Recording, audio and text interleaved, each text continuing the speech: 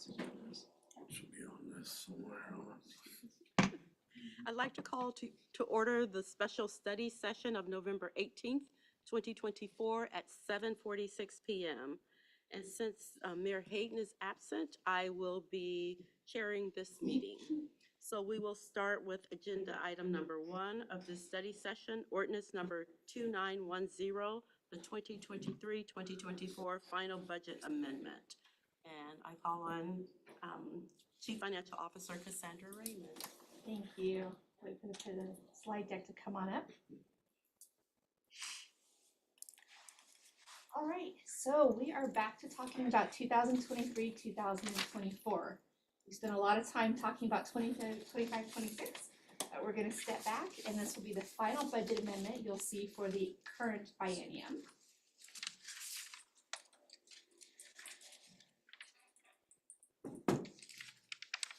Jeff, you move against the slide. I would love to.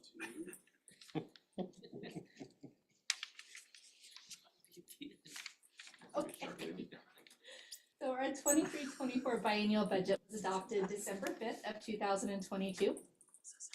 Since then, we have come to council on a quarterly basis with budget amendments, really being sure that we're providing council with a timely and transparent view of any budget needs.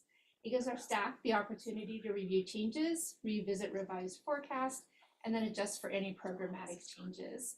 We review those budget amendments in detail at the Finance and Personnel Committee, so express my appreciation for that.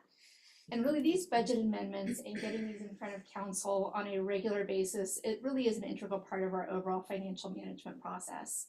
This budget amendment before you is our final budget amendment for 2023-2024. And at a glance, we are requesting to recognize $4.56 million in additional revenues. Some of these items you're going to see are familiar. We have $19,288 transfers in and transfers out, and then $4.5 million in expenditures. When we're looking at the general fund, we'll see that we're reducing our expenditures in 2024 by $125,000. This is our SHAPE contribution to the Housing Consortium. And really what this is, it's not so much of a reduction as it is a deferral. This was money that was programmed to be transferred or conveyed out to Pierce County in 2024 due to timing of a successful NOFAs, thank you. We're going to defer that out to 2025. In addition, in our police department, we'll be recognizing a Washington Traffic Safety Commission equipment grant of $1,400. We recognize the revenue, and then subsequently we also increase their small tools budget by that same amount to give the ability to purchase the grant, the equipment that the grant was recovered. We're recognizing additional revenues in our utility tax for both electric and gas. This is to bring our bring the budget up to our forecasted actuals for the end of the biennium. In our Economic and Community Development Department, we had the opportunity to purchase parklet and planter boxes from a local neighborhood association. That was $7,200, so we're increasing the budget to account for that purchase. And then we had programmed in a contribution from our ARPA funds to support the Bus Up project. Based on the actuals, that contribution is actually not going to be required. So we'll be returning those funds as a transfer out from the general fund back to Fund 115 to restore those funds back into the ARPA bucket. We're going to be reducing a transfer out. City Council approved the use of $114,000 of City Council strategic funds for the Washington Street Design Project.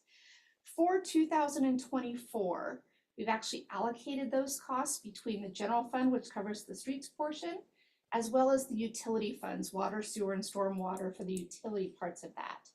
The $114,000 design contribution from the City Council Strategic Fund is still in place. It's just going to be partially in 2024, and the remaining is programmed into 2025.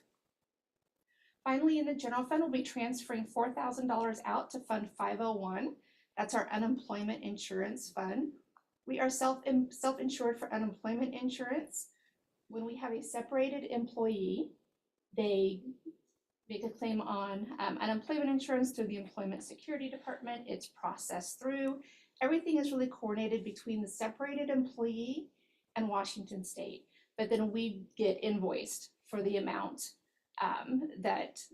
the amount of unemployment that's awarded. In this case, we had several separated employees claiming unemployment in 2024. The general fund picks up about $4,000 of that. In our Fund 003, this is our building reserve fund. We're actually reducing a transfer out. The budget had included a $300,000 transfer from Fund 003 to Fund 325, which is our facilities capital fund. This was for our roof project here at City Hall. That project came in under budget, so we are essentially reducing that transfer out by $85,000 to recognize that under budget portion. In our special revenue funds, Fund 115 is our ARPA fund. We will be seeing a transfer in from our Parks Capital Fund of $91,000. This was an amount that was allocated initially for the purchase of 2 Portland loos. We were able to do the installation with our own resources, and as such, we recognized a savings in that overall project of $91,000 that's being transferred back to the ARPA fund. That second line, you'll see this is the transfer in. That matches up to the transfer out of the general fund for the bus up savings. And then under the ARPA guidelines, we are required to have all of our ARPA allocation fully obligated by 12/31 of 2024 in order to meet the guidelines of the ARPA funds. What we are asking to do is to essentially reprogram these savings out to access and intrusion control improvements through the city facilities, primarily City Hall, and then additionally if there's capacity at our wastewater treatment plant. Both of those fit well within the guidelines of the ARPA funds, and we feel that's the best use for the remaining capacity in that special revenue fund. So are all the ARPA funds planned, the expenses planned out, so you're not leaving any money that you have to return? We are not leaving anything on the table. Okay, good.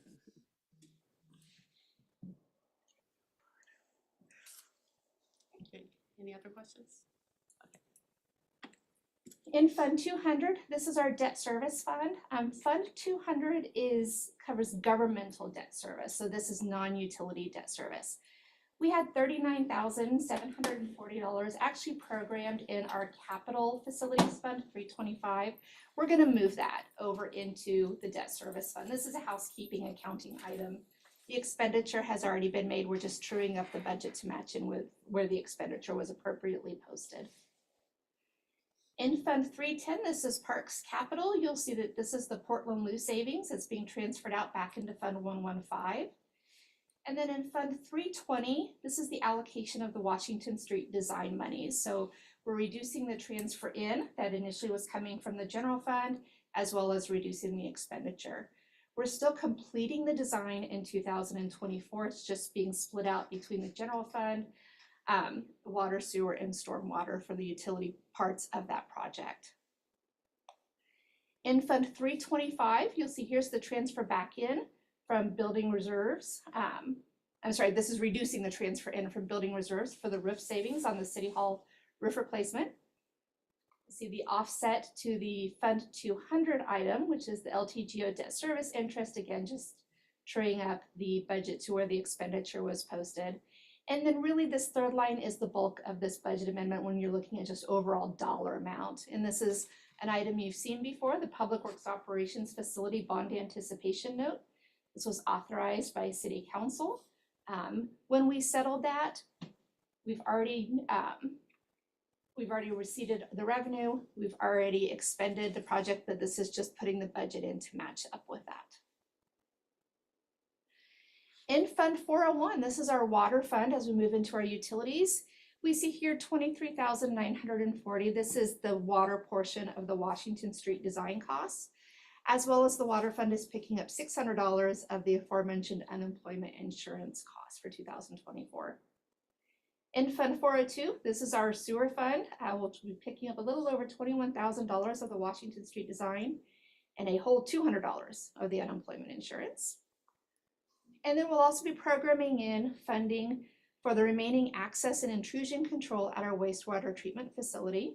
We have $85,000 on access control, $35,000 on intrusion. The revenue offset that you see for those two line items is the proportionate share that the city of Bonnie Lake will provide a capital contribution to help offset those costs. In Fund 408, and this is the final piece of allocating the Washington Street design, and the Stormwater Fund actually is picking up the lion's share of the unemployment cost for 2024 at $27,000. And finally, in Fund 501, this is unemployment insurance, we'll see the sum of all of those various transfers in to $31,800 with the offsetting expenditure. Again, because we use fund accounting, some of these budget amendments end up just being some moving pieces from one fund to the other, but we're ensuring that everything is in the correct fund for the appropriate use. And then our very last item, Fund 611, this is our firefighters pension fund. This is funded through a subsidy from the general fund as well as a state shared revenue we receive from Washington State for firefighters fire insurance premium tax. We are looking at about an additional $9,500 over our forecast for pension and disability payments for the remaining covered participants of that pre-left plan. But we are also recognizing that in additional collections from Washington State for the state shared revenue. So we're able to cover that with increased revenues without having to increase the subsidy from the general fund for that. And with that, I am happy to answer any questions on the final budget amendment for 23-24. And this will come back for a public hearing on December the 2nd, as well as action on December the 9th. Questions? I wanted to follow up on Ms. Potato's question, because I'm just looking at the ending fund balance for the ARPA, and is it, you said it needs to be spent by the end of December this year? It has to all be obligated by the end of December. We have actually until December 31st of 2026 to fully expend the funds. Thank you for clarifying. Thank you. I have a quick question. On the unemployment insurance. Yes. Why is, can you describe or explain that discrepancy in the, why is there 600, Of course. 200 and 27,000 comes out of it? So all of our staff has a labor distribution assigned to the staffing position, and it's based on what function they're providing for city services. So for example, my labor is general governmental. I'm charged 100% to the general fund.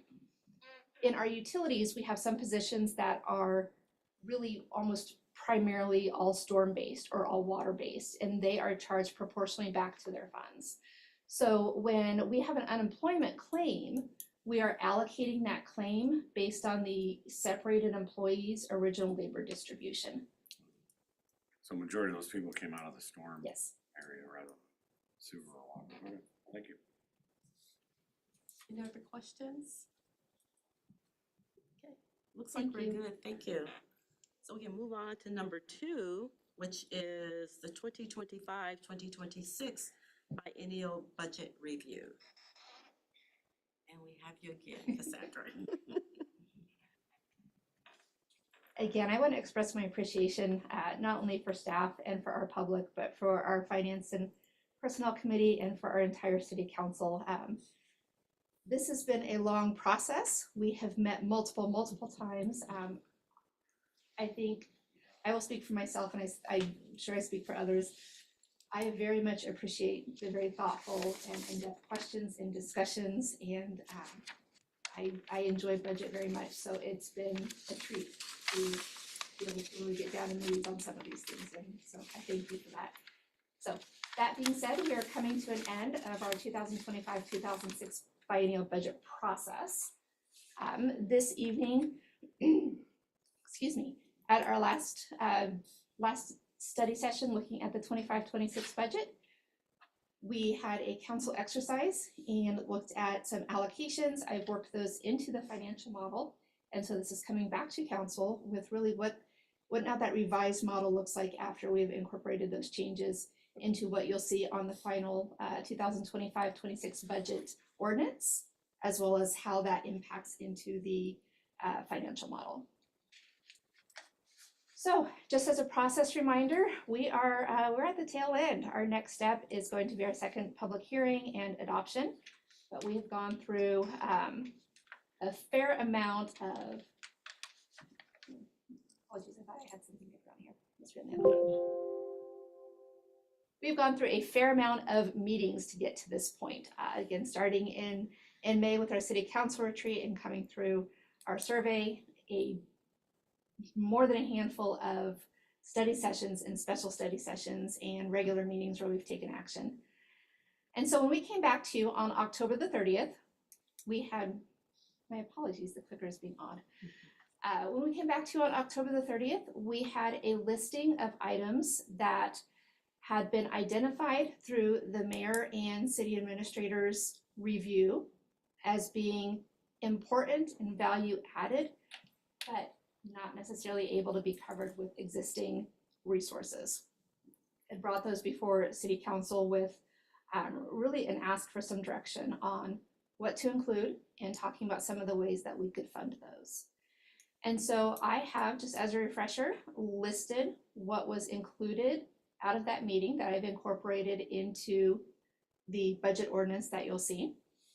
And that is including $260,000 to supplement the transfer out from building reserves to cover the replacement of windows here at City Hall, as well as maintenance on the exterior of the building. So that's painting and then sealing the brick.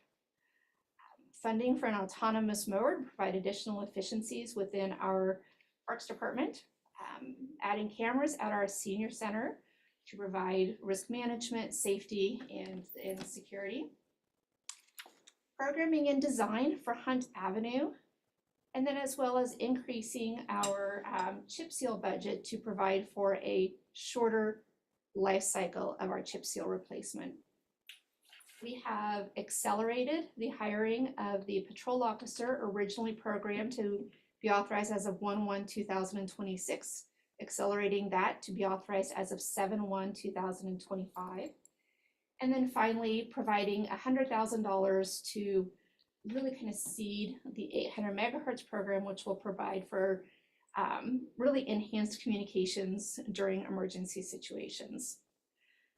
At the time we came to council on the 30th, we had $600,000 really available in play in our general fund financial model. City council authorized with this list, utilizing an additional $300,000 of our general fund balance. That's in addition to $300,000 that was already programmed in the general fund financial model. And then also gave staff direction to begin exploring other funding alternatives, specifically to supplement our street operations program for chip seal, overlay, pavement rehabilitation. So as we worked everything into our general fund financial model, here we go. If we look down those two proposed columns for 2025, 2026, you'll see we are at an operating deficiency in year one, which is okay because we have some costs that are front loaded into that year one. But when we look at the biennium overall, we are structurally balanced with a forecasted,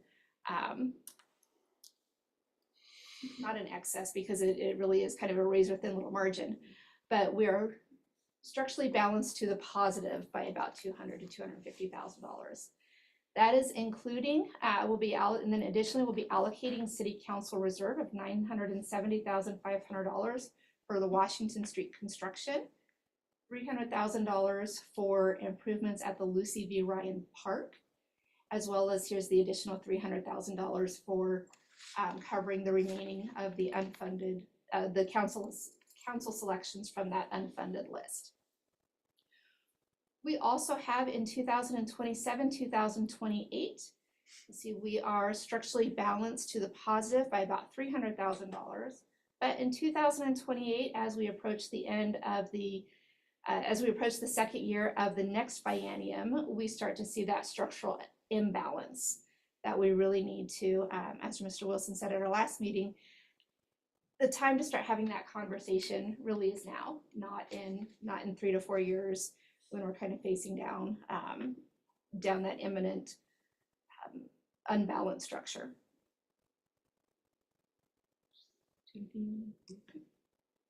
So here is really what we are, what our 2025-2026 budget ordinance will reflect.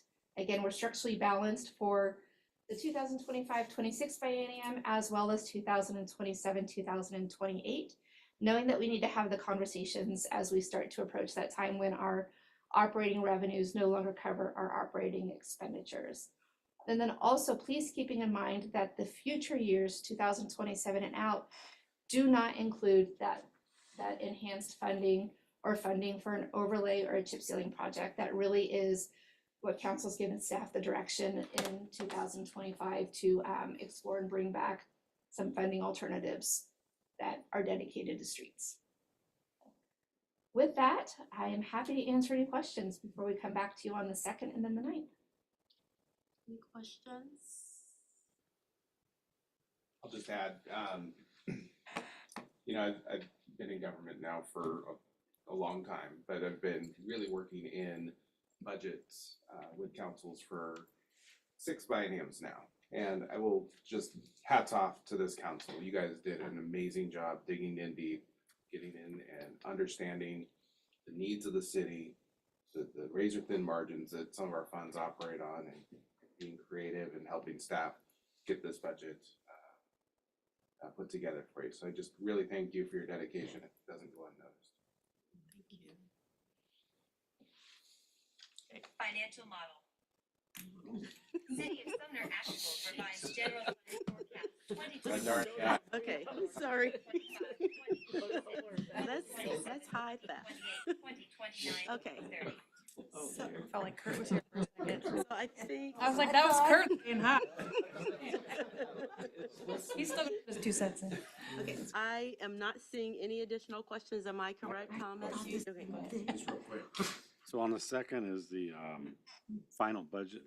Yes. Is there any room for any tweaking of that, or is it just, that's it, right? Well, no, there's always, until you pass it, there's always Yeah, time to, So there could be some kind of changes. yeah, if you hear something at the public hearing and you wanna amend the budget for the 9th, that's something that you can certainly do. I'd encourage you, if you hear something like that and you have those intents, reach out to us, we can help you Sooner or craft later. an Yeah. amendment. I was just curious. Okay, Yeah. thank you. I'll just make a comment. I just want to say I appreciated the discussions. I thought it was, learned a lot in the budget process. I think that I'm happy with the outcome. It's a little bit, I wish we didn't have to spend more than we're using some fund balance on the, for this year. But I do feel like when we look at the items we picked, it's mostly roads and then a little bit of police. And so we're really just dealing with the basic, kind of nuts and bolts of what we're here for. So I think those are really important things, and those were tough decisions. So I really appreciate staff and working with everybody. It was really informative and a good process, even though it was a lot of time.